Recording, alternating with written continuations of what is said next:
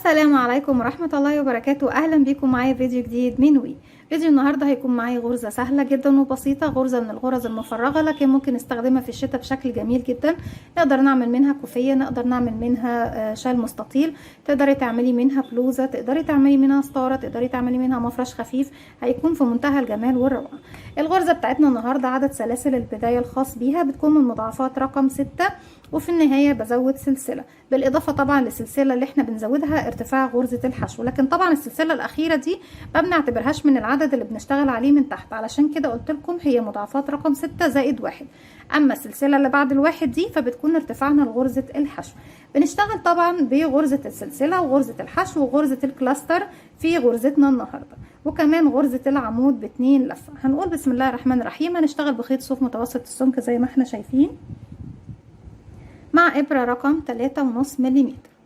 هسيب مسافة من الخيط ونقول بسم الله الرحمن الرحيم، ونبتدي نلف الخيط بتاعنا حلقة على الهوا. هدخل في الحلقة بتاعتي هلف الخيط وهخرج طرف الخيط هشده وهقفل عقدة البداية.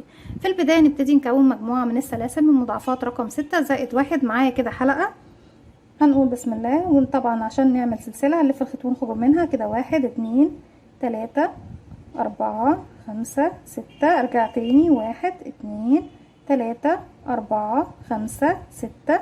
ارجع تاني 1 2 3 4 5 6.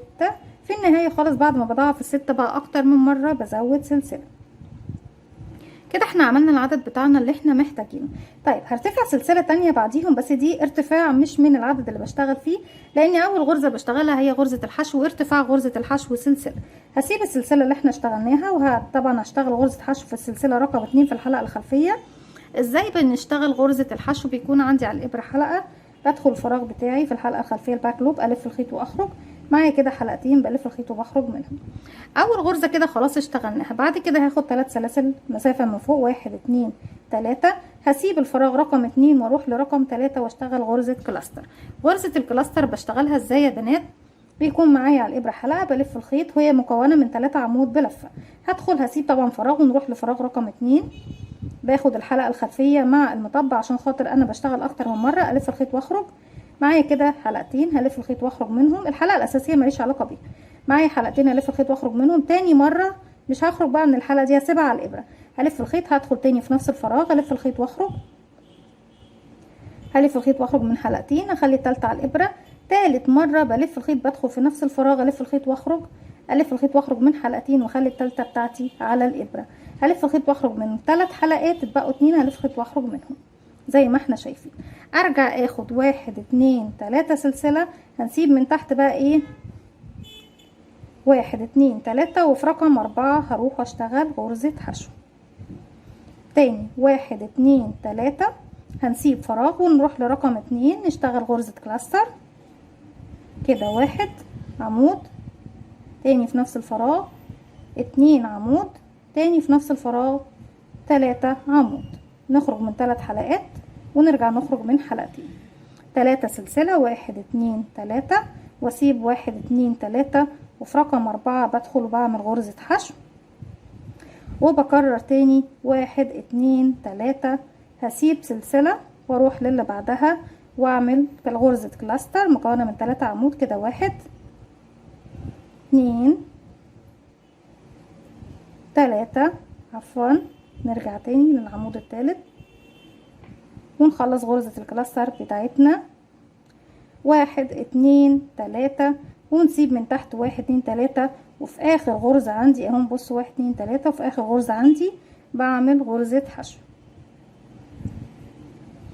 زي ما احنا شايفين. وطبعا التكرارات انت بتعملي التكرار، احنا مجرد بنشتغل بس ايه قطعة بسيطة من التكرارات بتاعتنا وبنشرح فيها الغرزة، لكن انت بتعملي المقاس اللي انت حباه زي ما انت عاوزة. هرتفع كام سلسلة بقى في السطر رقم 2، وعاوزة اقول لكم ان غرزتنا هي تكرار سطرين بس، الاول والتاني الاول والتاني لغاية ما تخلصي شغلك كله. 1 2 3 4 هعتبرهم عمود بلفتين وكمان معاهم 1 2 3، يبقوا 7 سلاسل بس. التستيفة بتاعتهم او التكرار بتاعهم بيكون عبارة عن ايه 1 2 3 4. ده اول عمود ب2 لفة، والثلاث سلاسل مسافة بين العمود ب2 لفة، والمكان اللي هروح نشتغل فيه. طيب اول مكان هروح اشتغل فيه فين؟ هسيب السلاسل دي هروح فوق غرزة الكلاستر نفسها واعمل غرزة حشو. ارجع اخد 1 2 3. هيقابلني بقى السلاسل اللي بعد غرزة الكلاستر اللي تحت دي 3. هسيب اول غرزة وتاني غرزة هروح اشتغل فوقيها غرزة كلاستر. 1 2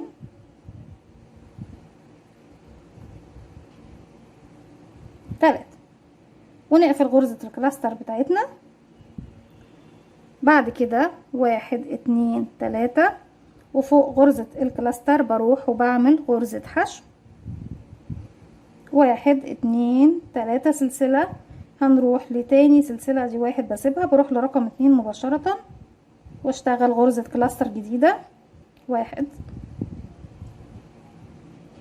2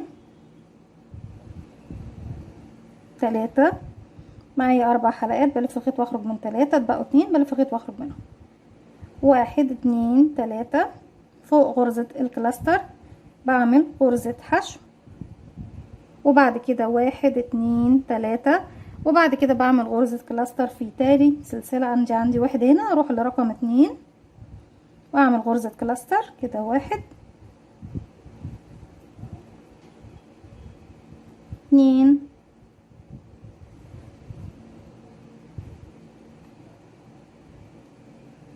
3. في النهاية خالص مش هاخد بعد غرزة الكلاستر دي حاجة، هلف الخيط على طول 1 2 واروح في غرزة الحشو اللي تحت دي جايب كيرف مايل ما ننساهاش. هعمل غرزة عمود ب2 لفة. احنا كده معانا عمود ب2 لفة، بنعمله ازاي؟ برجع تاني معايا حلقة بلف 1 2 لانه عمود ب2 لفة جاية من اسمه. هدخل فراغي الف الخيط واخرج، معايا 4 حلقات بلف الخيط واخرج من حلقتين اتبقوا 3، الف الخيط واخرج من حلقتين اتبقوا 2، بلف الخيط واخرج منهم زي ما احنا شايفين. بصوا هتبتدي بقى غرزة الكلاستر بتاعتي مرة تيجي كده ومرة تيجي كده، بتديني شكل السلم بشكل جميل جدا ورائع. ابتدي تاني اكرر بقى سطر رقم 1، بلف الخيط واعمل سلسلة، بشتغل فوق الفراغ الاول بتاعي غرزة حشو، اخد 3 سلسلة، بعد منها 1 2 3 هبص الاقي تحت هنا عندي غرزة الكلاستر وبعديها 3 سلاسل، بسيب غرزة الكلاستر والسلسلة اللي بعدها واروح في السلسلة رقم 2 هنا في النص هنا اشتغل غرزة كلاستر جديدة، وهكذا بقى بفضل اكرر كده. 1 2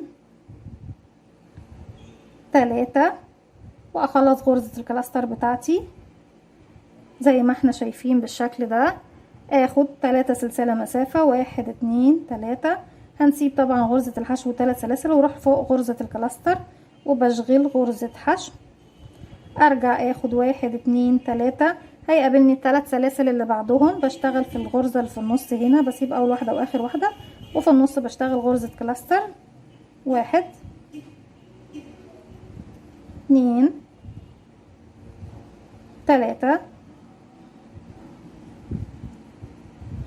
1 2 3 سلسلة، بنروح فوق غرزة الكلاستر نعمل غرزة حشو. 1 2 3 سلسلة واروح فوق السلسلة التانية هنا بعمل غرزة كلاستر. 1 2 3 ونخلص غرزة الكلاستر. بعد كده 1 2 3 وهنروح فين يا بنات؟ هنروح بقى عندنا هنا زي ما احنا شايفين عندنا هنا 7 سلاسل، بروح بقى فوق الرابعة 1 2 3 4 فوق رابع سلسلة منهم وبعمل غرزة حشو زي ما احنا شايفين. وزي ما احنا شايفين بالشكل ده ارجع تاني اكرر بقى السطر رقم 2 وبعد كده 1 2 1 2 1 2 لغاية ما بوصل الى نهاية الشغل بتاعي.